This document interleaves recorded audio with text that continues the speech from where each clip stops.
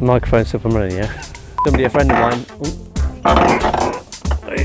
stuff, some craft there. Right, what else are we gonna do?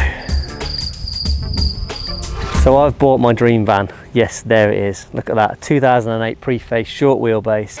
Oh, that's nasty. Was a 2.5.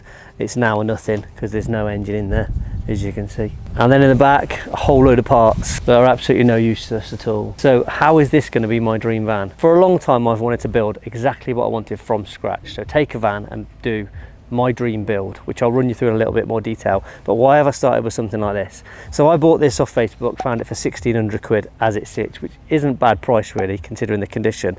Panels are all pretty straight, not particularly loads of rust. A couple of things in the barn doors, but we're going to take them off. Not going to facelift it, which is what you might think we're going to do. So what are we going to do with it? Well, I'm going to take this van and mix it with that van. Now you're speaking my language. And the two vans are going to become one. When two become one. As the Spice Girls famously said.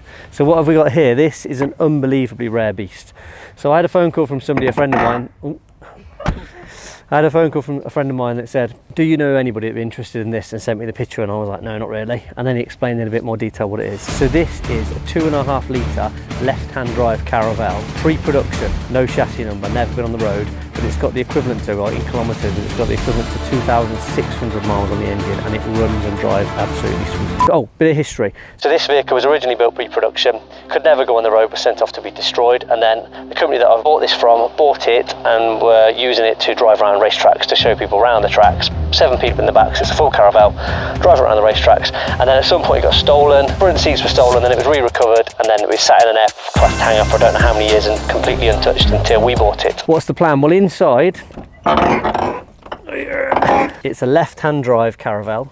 Really unusual left-hand drive dash that you don't see. It was never made in a right-hand drive version, but we're going to strip all this out, mix that with that van, change various bits over, take the aircon and everything out, put that in there, put it into the right-hand drive standard dash, try and keep it as period correct as possible. So I don't want to facelift the making of this particularly new or T6 or T6.1 style, maybe update the stereo and a few bits like that. So a load of old wheels, load of the original Calm wheels on it, Caravelle interior. First of all, the plan is completely strip that back to bare, remove everything. Get it over to Paintworks to Steve. Steve does all of our paint. You would have seen him do lots of our projects. And that thing's going to go in my absolute favourite colour. I've said it I don't know how many times, but the best colour VW ever did is flannel grey. So completely strip it, concourse build, underneath paint, everything. Get it back here and then take the engine. Mikey and Mitch can't wait for this. Take the engine and everything out of this and put it into that.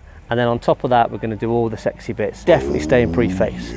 Undecided right now whether it's going to be a commercial front end or Caravelle front end, the same as we've got on this one here. We've got a left-hand drive vehicle and a right-hand drive vehicle, so we're going to swap the mirrors so they match, because most of you will know pre-face T5s have a different mirror on each side. While having a left-hand drive and a right-hand drive vehicle, we can make that pair match. Take the clocks out and everything, the ECU, swap all that over. So full colour change. Solo air suspension absolutely has to be done. Working our way up from there. So the new Navis brakes are going to go on it, and they're going to be behind a set of 3-spoke Navis 2-piece forged wheels. Got to do 3 spokes for a few reasons. One, because I've wanted to do it for a long time, and because people are going to hate it, but I'm going to love it.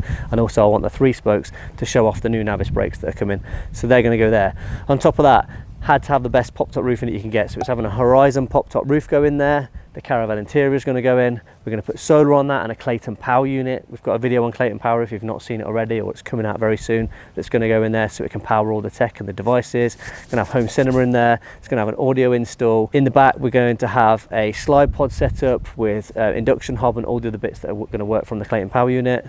Keeping it windowless. I want it to look on the outside like a panel van. On the rear, this is barn doors. This vehicle's a tailgate, so we're going to take the tailgate off this and do a barn door to tailgate conversion on this. And the list will go on. I think actually the idea behind this will just keep evolving as we do it. We'll keep coming up with ideas. But we want it to be pretty mental. We want the finished result to be exactly as I dream a van to be, but it's got a little mega. Tuning wise, the engine and stuff obviously is going to go over, see how good it is. I mean, it's only got 2,500 miles on it, but get all that checked over and serviced and do anything we need to do, and then look at potentially some tuning options. Don't want to go silly with the horsepower on that, but this is 174 brake standard, so certainly get it the other side of 200 brake.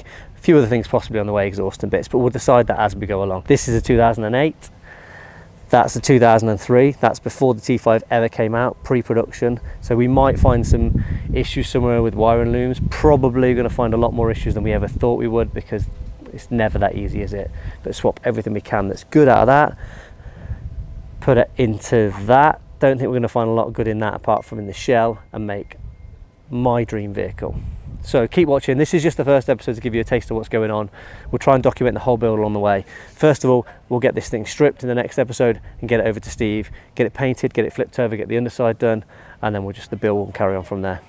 So you want to subscribe to the channel for this one. So if you don't already, click the little subscribe button, ring that little bell to get notifications when new videos come out. This one's going to be really interesting to watch. Not only this, but a bunch of other videos we've got coming. Crafter stuff coming for you guys. We've got the Clayton Power video. We've got a bunch of other exciting stuff on the ID Buzz, although I think some of you are probably sick of seeing that thing because it's been on our social media quite a lot just recently. But subscribe to the channel.